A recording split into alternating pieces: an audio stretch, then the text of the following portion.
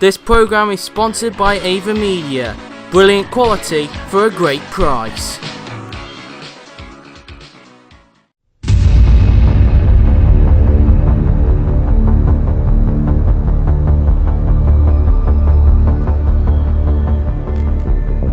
Hands are off. Here we go.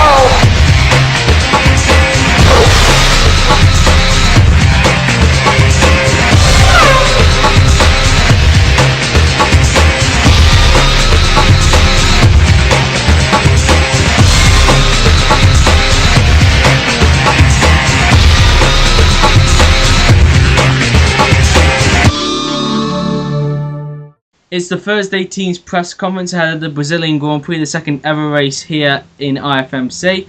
We have 4 team bosses here, so let's go and introduce them. Start off on the bottom row. On the left, we have Robert Hunter, team boss of Thomas Cook Sport. And on the right, we have George Roke, team boss of George Roke Motorsport. Now let's go on to the top row.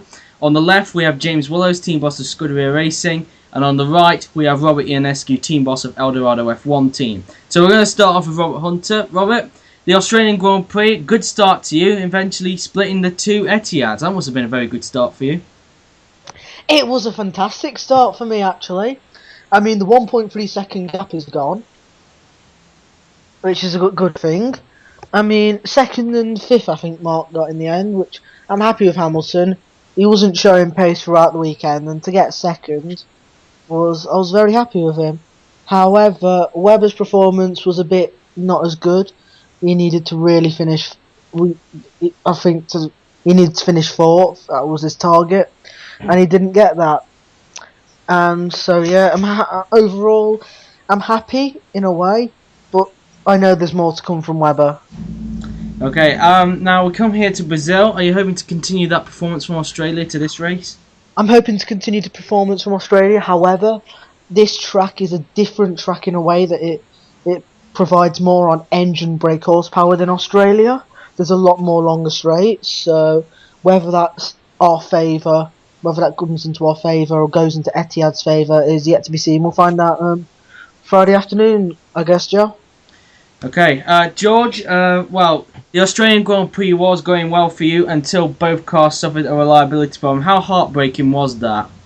Yeah, that was pretty heartbreaking because Ricardo was doing a decent job. He was just about in the top 10, and I think if he had stayed in with the other retirements, he could have maybe nabbed a point or 2. So it was definitely quite heartbreaking. But I'm hoping Brazil will be different.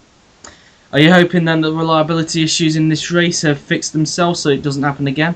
I'm hoping so. I'm thinking I might actually have bring an upgrade, considering it, just in case, because I don't really want it happening again, but we'll see. Okay, James, you came into Australia with a lot of confidence. Your team unfortunately qualified on row 5, but Ocon got a fantastic start until both cars suffered from reliability problems, when really, if you look at it this way, I bet you were disappointed considering that testing you didn't have any problems whatsoever. Well, yeah. They both retired like 5 laps of each other, so I don't know what positive I can take out of that, because we had no problems through testing, no problems through practice and qualifying, and 3 on race day, including the warm-up. So, I'm still, Ocon got taken out as well, which you're forgetting there. Debatable. Yeah, that's still a little debatable. bit of debate. We left that to a racing incident because the pair of them were just as equal. Yay! No penalty! So anyway, James, we're going to Brazil. I bet you're hoping that in this race, you hope that the reliability issues have sorted themselves out, and hopefully you'll want to get to score yourself the first points. Well, we hope, but we don't know. Okay. Anyway. I'm finished. Oh. I finished out though. Anyway, Robert now. Right. So welcome to the press conference. First time we've ever spoken. Happy here. Now, your last race went well for you, except one of your cars actually retired, but Perez finished in the points. It's clear that your team is looking to be consistent point scorers.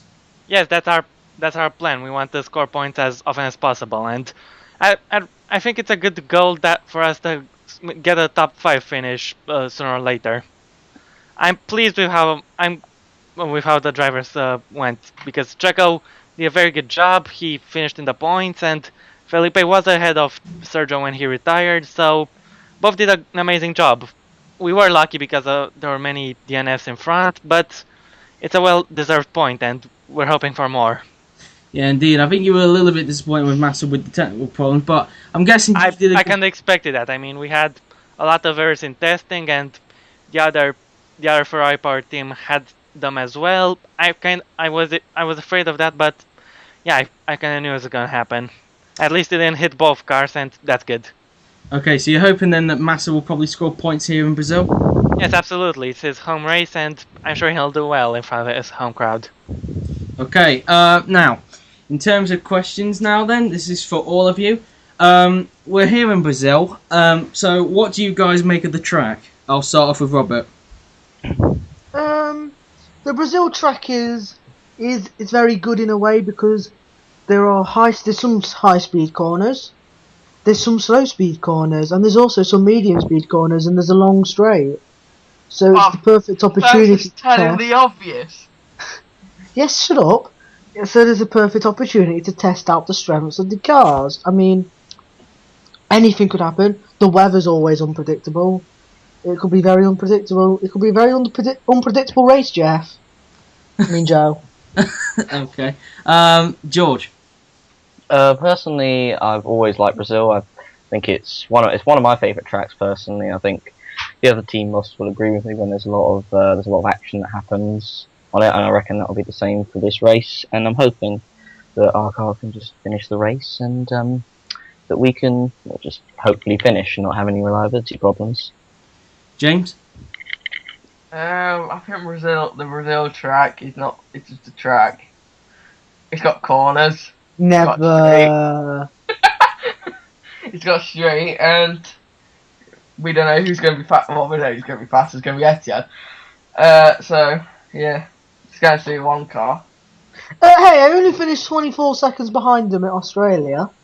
Only. Oh yeah. Okay, Robert. Well, Brazil is a pretty challenging track. I mean, it's counterclockwise, and the drivers are mostly used to clockwise tracks.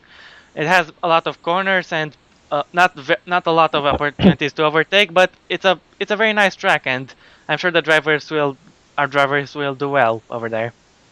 Okay, this next question is towards George and James, actually. Sorry, two Roberts. So you two have a team in GP2, and the testing for that starts on Friday. I want to get some sort of reaction on how you think your team will cope in the Le Mans test on Monday. I'll start off with George.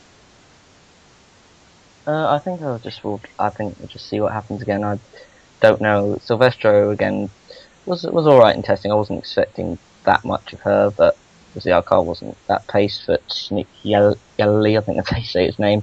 I'm hoping as a Brit that he'll do well for me. British team with the British driver, hopefully doing well in the races. So again, I don't know what to expect, but I'm just hoping for points finishes. Really, I'm not expecting anything big. Okay, James. Well, I'm going out for the win. I want to win that. I mean, Le Mans test. Yeah, I want to be on top of that. I don't want to win it. Well, right. Let me think of another question. You meant to already have these questions ready. You can't be thinking of them right. Yeah, but you're making it difficult. How? I'm thinking of one. No, Jerry. No, don't think of it. It's got to be already in your head. Yeah, alright. Right. In fact, the two Roberts can get involved in this now. Yay! Right.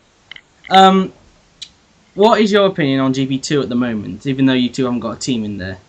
No idea. I've no idea what's happening with GP2. I hope a driver wins a championship that's not Etihad. The other Robert? Well, it's an interesting series, and a lot of young talents are over there. And I don't know, some of these young guys could possibly drive for us in the future. I don't know, and I wish all of them good luck. And whoever wins, well, I bet it's gonna be exciting. Indeed. Now, going. One more question from all of you guys. What is everybody's aim for the weekend? I'll start off with Robert.